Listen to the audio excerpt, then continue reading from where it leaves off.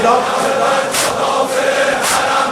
مراقب چادر دخترم باش نیفتد از سر چادر و مریم الله اکبر الله اکبر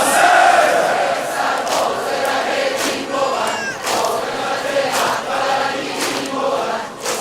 سرباز ره دین بود حاکمت احمدی دین بود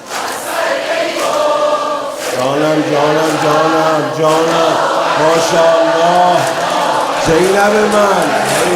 من مدافع حرم باش زینب من مدافع حرم باش مراقب چادر دخترم باش نیفتد از سر چادر و مریم الله اکبر الله اکبر سرباز ره دین بود حاکمت احمدی دین بود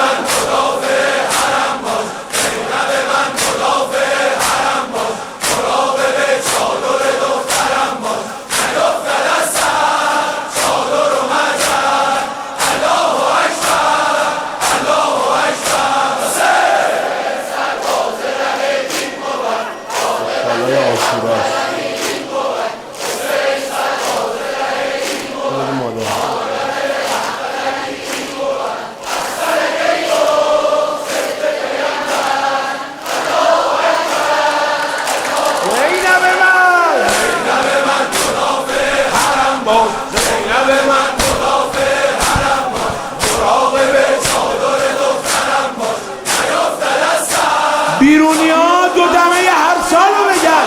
شاه گفتا کربلا شاه گفتا کربلا الله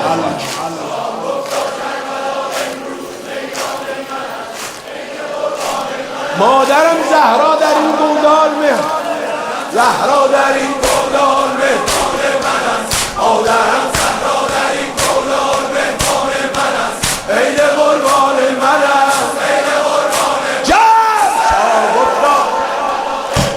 میدان من است شاه گفتا کربلا امروز میدان من است عید قربان من است عید قربان من است مادرم زهرا در این گودال مهمان من است مادرم حسین